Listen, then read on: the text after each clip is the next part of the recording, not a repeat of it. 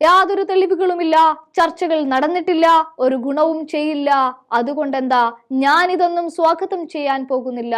ഇത്തരം ഒരു നിയമം നടപ്പിലാക്കുന്നതിന് മുൻപ് കാര്യമായ ചർച്ചകൾ എന്തെങ്കിലും നടന്നെന്നും തെളിവുകളാകുന്ന യാതൊരു തെളിവുകളുമില്ല. മണിപ്പൂർ പോലൊരു സംസ്ഥാനത്തിന്റെ പ്രശ്നമല്ല മധ്യപ്രദേശിന്റേത്. അതുകൊണ്ട് തന്നെ ദീർഘമായ ചർച്ചകൾ അത്യാവശ്യമാണ്. അമർത്യ സെൻ പറയുന്ന കാര്യങ്ങളാണിത്. നൊബേൽ സമ്മാന ജേതാവ് പറയുന്ന വാക്കുകളാണിത്.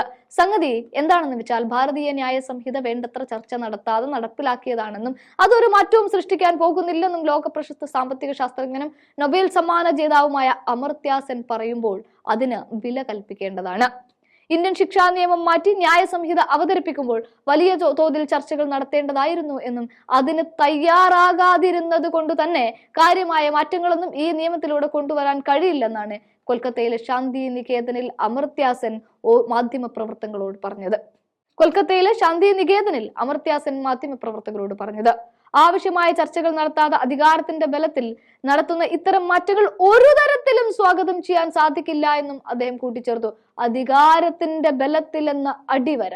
ഇത്തവണത്തെ ലോക്സഭാ തെരഞ്ഞെടുപ്പ് ഫലം ഹിന്ദുത്വത്തിനേറ്റ തിരിച്ചടിയാണെന്നും രാജ്യത്ത് ഇപ്പോൾ നിലനിൽക്കുന്ന തൊഴിലില്ലായ്മയ്ക്ക് ഏറ്റവും പ്രധാനപ്പെട്ട കാരണം വിദ്യാഭ്യാസ മേഖലയ്ക്കും ആരോഗ്യ മേഖലയ്ക്കും സർക്കാർ പ്രാധാന്യം നൽകാത്തതാണെന്നും പറഞ്ഞ അമർത്യ സെൻ പുതിയ വിദ്യാഭ്യാസ നയത്തിൽ താൻ പ്രത്യേകതകളൊന്നും കാണുന്നില്ലെന്നും ചൂണ്ടിക്കാണിച്ചു.